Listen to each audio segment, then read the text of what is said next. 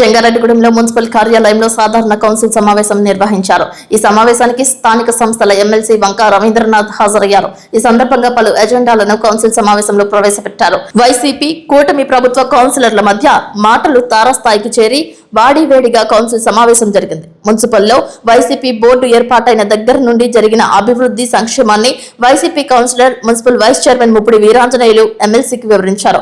ప్రస్తుతం కూటమి ప్రభుత్వం నుండి మున్సిపల్ కు ఎటువంటి నిధులు అందడం లేదని ఆరోపించారు. దీనిపై కూటమి కౌన్సిలర్లు స్పందించి మున్సిపల్ బోర్డు 2021లో ఏర్పాటైందని, పట్టణంలో అభివృద్ధి వేసిన రోడ్లన్నీ 14-15 ఆర్థిక సంఘం నిధులని, మరికొన్ని మున్సిపల్ నిధులు క్రోడీకరించి చేసినవేనని కూటమి కౌన్సిలర్ కలుటూరి రమాదేవి, వలవల తాతాజీ తదితరులు వివరించారు. మున్సిపల్ నిధులతో ఆర్ఎంపీ రోడ్లు వేసి వైసీపీ గొప్పలు చెప్పుకుంటుందని ఆరోపించారు. వైసీపీ హయాంలో మెడికల్ కాలేజ్ కు శంకుస్థాపన చేశామంటే అవి నిర్మితమవుతాయా అంటూ ఎద్దేవా చేశారు. ఎవరు చేసినా ప్రజలు కట్టిన పన్నులతోనే అభివృద్ధి చేస్తారని, దానికి కేవలం వైసీపీ ప్రభుత్వంలోనే అభివృద్ధి జరిగింది అని మాట్లాడటం సబబు కాదని అన్నారు. ఇలా ఇరు వర్గాల మధ్య మాటల యుద్ధం సాగింది. దీంతో కౌన్సిల్ సమావేశంలో ఎమ్మెల్యే రవీంద్రనాథ్ కల్పించుకుని ఇరు వర్గాలను సర్ది చెప్పి మాట్లాడారు. మున్సిపాలిటీలో జరుగుతున్న అభివృద్ధి, జరగాల్సిన అంశాలపై కమిషనర్ కొమ్మినేని వెంకటరమణకు, చైర్పర్సన్ బత్తిన నాగలక్ష్మికి వివరించారు. కౌన్సిల్ కు ఉన్న హక్కులు, అపారమైన విధి విధానాలతో పట్టణాన్ని అభివృద్ధి చేయడంపై ఆయన హర్షం వ్యక్తం చేశారు. కౌన్సిల్ సమావేశాలు అభివృద్ధి దిశగా ఉండాలి గాని విమర్శలు ప్రతి విమర్శలుగా ఉండకూడదని అన్నారు. డెవలప్మెంట్ కోసం చేసుకోవాలి తప్ప వ్యక్తిగతంగా ఎప్పుడు వెళ్ళకూడదు, యుగంలోకి వెళ్ళకూడదు, నెక్స్ట్ పొలిటికల్ గా కూడా వెళ్ళకూడదు. మనం ఏంటంటే ఎక్కడ వరకే పార్టీ దిక్కిన తర్వాత మనం యొక్క ఈ మున్సిపాలిటీ డెవలప్ చేసామా లేదా, ఎవరు చేసినా ఆ యొక్క భూమి అందరికీ ఉంటుంది. మాకు ఇందు ముందే మీరు వచ్చి ఉండేసారు, మాకు ఏ నీళ్ళు వచ్చాయో తెలిసేయి కాబట్టి మేము ఈ టైం ఇంకా డెవలప్మెంట్ చూపించగలిగేవాళ్ళం. మీరు ఎంత ముందు వచ్చంటే మీకు మాకు చాలా బాగుండేది. ఏం లేదు, మళ్ళీ మీరు అందరూ చక్కగా పని చేయండి, మళ్ళీ ఎలక్షన్ పోటీ చేయండి, మళ్ళీ నెగ్గండి, రండి, మళ్ళీ ఇంకా టైం ఉంది కదండి. మీరు 5 సంవత్సరాలు ఎందుకు వేసుకోలేకపోయారు? మీరు 5 సంవత్సరాలు ఎందుకు కట్టుకోలేకపోయారు? 5 సంవత్సరాలు మీ టైం ఎందుకు కట్టుకోలేదు? ముందు స్టార్ట్ చేసింది మన వైస్ చైర్మన్ గారు స్టార్ట్ చేశారు. ఇలాగా మా గొప్ప ఇది మా 2014-19 ఊరు అభివృద్ధి జరిగిందంటే ఒక జంగారెడ్డి ఊరు మొత్తం ఈ 4 సంవత్సరాల్లో అభివృద్ధి ఏం జరగలేదండి. ఆ ప్రజలు ఇచ్చింది గౌరవిద్దాం. దయచేసి రాజబాబు గారు అందరూ ఎమ్మెల్సీ గారు మాట్లాడుతున్నారు. ఈ మధ్యలో చాలా మంది నాయకులు చూసాను సార్. అన్నం అంటారు సామెత, అన్నం మీద పుట్టుకోగానే తెలిసిపోతున్నట్టు. నిజంగా మీరు ఒక మంచి మాట మాట్లాడేశారు. బోర్డులో ఫస్ట్ ప్రతిపక్షాలకు అవకాశం ఇవ్వాలన్న చూసారు సార్. అది చాలా మంచి మాట. కంపల్సరీ అంటే మనం చేసిన డబ్బా కొట్టుకునే కన్నా ఎక్కడి నుంచి ఏ సమస్య ఉందని చెప్పుకుంటాం, దాన్ని ఆ మంచి మనిషికి ఒకసారి తెరాస్తారు. రెండోది కుక్కల విషయం గురించి కానీ డంపింగ్ యార్డ్ మీరు మాట్లాడిన మాటలో ప్రతిదీ కూడా ఒక ఆన్ముఖ్యం అండి. డంపింగ్ యార్డ్ లో ఆ పొగ వల్ల చాలా డిస్టర్బెన్స్ అండి. ఆ పక్కన చౌదరీస్ ఏరియా ఉందండి, 4 ఇల్లు అమ్మేసుకుని వెళ్ళిపోయారు. ఆ పొగ పీల్చి మీరు ఎక్కడ ఏ ఏరియాలో ఉంటారమ్మా, ఎక్కడ క్వారీలో ఉంటారా, క్వారీలో పనిచేస్తున్నారని మా దౌర్భాగ్యం ఏంటంటే పవిత్రమైన పుణ్యక్షేత్రం పక్కన శివాలయం కాడ ఆ డంపింగ్ యార్డ్ ఉంటాం. కూడా మా జగన్మోహన్ రెడ్డి గారు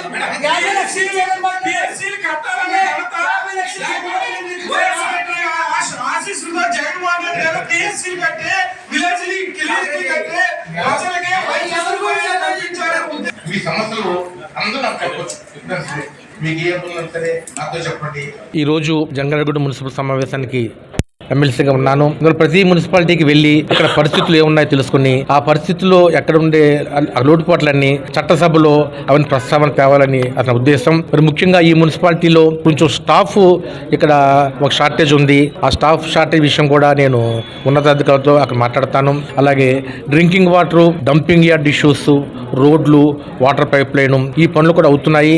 ఇంకా అది వేగవంతం కావాలి. ఇంకా ప్రజలందరికీ ఎక్కువ ఫెసిలిటీస్ రావాలి. అలాగే ఎక్కడెక్కడైతే షార్టేజెస్ ఉన్నాయో ఆ షార్టేజ్ అన్ని పూర్తిగా తొలగేలాగా అధికారులతో చెప్తూ, అలాగే ముఖ్యంగా మన స్టేట్ గవర్నమెంట్లో కూడా మున్సిపల్ అక్కడ కార్పొరేషన్, మన మున్సిపల్ డెవలప్మెంట్ కార్పొరేషన్ కూడా మాట్లాడి మన మున్సిపల్ కౌన్సిల్కి ఫండ్స్ ఏ విధంగా రావాలి, అలాగే సెంట్రల్ స్కీమ్స్ ఎన్ని ఉన్నాయి, సెంట్రల్ స్కీమ్స్ ఎప్పుడైతే మనకి రావట్లేదు, సెంట్రల్ స్కీమ్స్ ఎలిజిబిలిటీ ఉన్నవన్నీ వచ్చేలాగా నేను పూర్తిగా కృషి చేస్తానని ఈ సందర్భంగా మీకు తెలియజేస్తున్నాను. రెడ్డిగూడెం ప్రజలందరికీ మా హృదయపూర్వక నమస్కారములండి.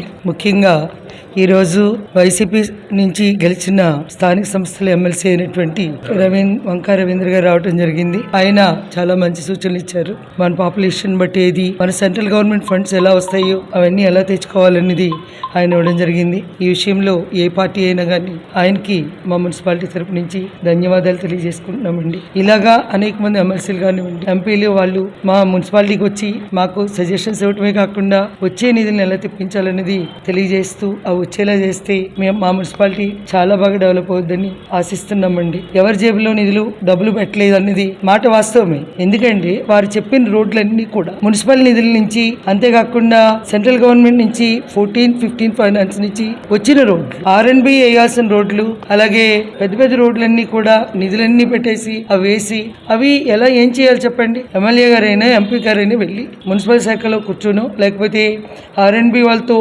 మాట్లాడి R&B రోడ్లు R&Bతో వేయించాలండి. అంతేకాని మున్సిపల్ నిధులతో వేసి మేమే వేసామంటే ఆ బోర్డులో మేము కూడా ఉన్నాం కదండి. ఆ డెవలప్మెంట్ ఎవరైనా చేస్తారు. ఊరు బాగాలేనప్పుడు నిధులు ప్రజలు కట్టిన డబ్బుల నుంచి చేయటం పెద్ద గ్రేట్ అని నేను చెప్పట్లేదు, ఇప్పటికీ ఒప్పుకోనండి. ఇది మేము ఇన్ని మెడికల్ కాలేజ్ తీసుకొచ్చాము అన్న, శంకుస్థాపన చేస్తే మెడికల్ కాలేజ్ అయిపోద్ది అంటారా? అవి అవ్వలేదు కదా. కంప్లీట్ చేసి మీరు ఓపెన్ చేసి ప్రజలకు ఇచ్చిన రోజు అది అయినట్టు. చంద్రబాబు నాయుడు గారు కానివ్వండి, పవన్ కళ్యాణ్ గారు కానీ ఆలోచించి PPP మోడల్లో వాటిని డెవలప్ చేయడం జరుగుతుంది. అంతేకాకుండా ఎప్పుడైనా వైసీపీ బోర్డు మేము అవి చేసామనే బదులు ఏ రోజైనా కాంట్రాక్టర్ని పిలిపించి మీరు చేయించుకోవాలి అని చెప్తున్నారు. కాంట్రాక్టర్ని ఇక్కడ పిలిపిస్తే మేము చేయించుకోవడానికి, మేము కష్టపడి కాంట్రాక్టర్ని మాట్లాడుకుంటే వాళ్ళు ఆ కాజెస్ ఈ కాజెస్ చెప్పి వాళ్ళని ఆపించేస్తే వర్క్స్ ఎలా జరుగుతాయి చెప్పండి. ముఖ్యంగా నేను చెప్తున్నాను, 5th వార్డ్ అయితే వైసీపీ గవర్నమెంట్ లో ఒక్క వర్క్ కూడా జరగలేదండి. 4 సంవత్సరాలు 10 నెలల నుంచి 2 ఐరన్ పోల్స్ తీయించడానికి నేను చాలా అవస్థలు పడుతున్నాను. నా వార్డులో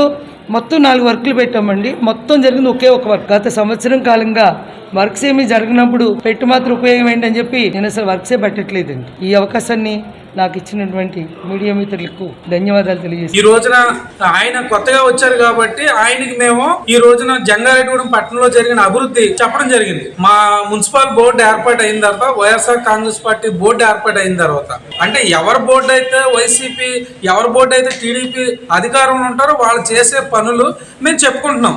ఈ రోజున జంగారెడ్డిగూడెం పట్టణంలో ఏ విధంగా అభివృద్ధి జరిగింది అనేది పొట్టి శ్రీరామ బొమ్మ దగ్గర నుంచి లక్ష్మీనారాయణ థియేటర్ దాకా, లక్ష్మీనారాయణ థియేటర్ బైపాస్ వరకు, అలాగే సుబ్బంపేట రోడ్డు లలితమ్మగుడి దాకా, లలితమ్మగుడి దగ్గర నుంచి బైపాస్ వరకు, అలాగే జేపీ సెంటర్ నుంచి రావూరు జంక్షన్ నుంచి ఉప్పలమెట్ట వరకు, అలాగే బుట్టాయిగూడెం రోడ్డు, సూర్య కాలేజీ రోడ్డు, ఈ విధమైన రోడ్లన్నీ అభివృద్ధి చేశాము. ఈ అభివృద్ధి చేసిన ఘనత మాదే అని చెప్పి మేము చెప్పుకోవడానికి బోర్డులో జరిగిందని మేము గర్విస్తున్నాం. అలాగే జగనన్న తన హయాంలో విలేజ్ క్లినిక్లు పెట్టాలి, రైతు భరోసా కేంద్రాలు కట్టాలి, పట్టణ ప్రాంతంలో అర్బన్ పిహెచ్సీలు కట్టాలని ఒక ఆలోచన చేసి అర్బన్ పిహెచ్సీలు 2 తీసుకురావడం జరిగింది పట్టణానికి. ఒకటి పేరంపేట రోడ్లో తీసుకురావడం జరిగింది.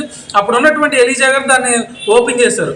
అలాగే గవర్నమెంట్ మారే టయానికి 90% వర్కులు ఇంకో పిహెచ్సి, డాంగనగర్ పిహెచ్సి అయింది. ఇప్పుడు మేము ఆ రోజున 5 సంవత్సరాలు జగన్మోహన్ రెడ్డి గారు, మా ఎంపీలు నరేంద్ర మోడీ గారికి సపోర్ట్ గా వాళ్ళు చేసే బిల్లులకి మేము సపోర్ట్ ఉన్నాం కాబట్టి పైనుంచి నిధులు తీసుకొచ్చిన ఘనత, స్కూల్ అభివృద్ధి చేసిన ఘనత కేంద్రం నుంచి తెచ్చినా కూడా జగన్మోహన్ రెడ్డి గారు స్కూల్ అభివృద్ధి పరచాలి, ప్రభుత్వ స్కూళ్ళన్నీ డెవలప్ చేయాలి, నాడు నేడు ద్వారా అభివృద్ధి చేయాలని ఒక ఉద్దేశంతో ఈ రోజున విద్యా వ్యవస్థని కానీ ఆరోగ్య వ్యవస్థను కానీ రూపురేఖలు మార్చి ఈ రోజున స్వాతంత్రం వచ్చిన 75 ఏళ్ళు 17 మెడికల్ కాలేజీలు, 10 పోర్టులు, 4 షిప్పింగ్ హార్బర్లు, ఇలా ప్రజలకు కావాల్సిన ఉద్దాన సమస్య స్వాతంత్రం వచ్చిన కాడ నుంచి ఆ సమస్య ఎవరు తీర్చట్లేదు. ఇవాళ అభివృద్ధి మేము ఇలా చెప్పుకుంటుంటే దాన్ని ప్రతిపక్షాలు కౌంటర్ చేయడం కరెక్టే, కానీ ఎవరి జోబుల నుంచి డబ్బులు అనేది తీసుకురారు. ప్రజలు కట్టే పన్నుల ద్వారా వచ్చే ఆదాయాన్ని సద్వినియోగం చేసే విధంగా, మున్సిపాలిటీని డెవలప్ చేసే విధంగా, రాష్ట్రాలను డెవలప్ చేసే విధంగా ప్రతి ఒక్కరు కూడా ఎవరిస్తారో తప్ప ఎవరి జోబుల్లో డబ్బులు అనేది తీరని చెప్పి సందర్భంగా తెలియజేసుకుంటూ ఈ ఊరి అభివృద్ధి ఈ 5 ఏళ్ళు చేసినందుకు గర్వపడుతూ సెలవు తీసుకుంటాం.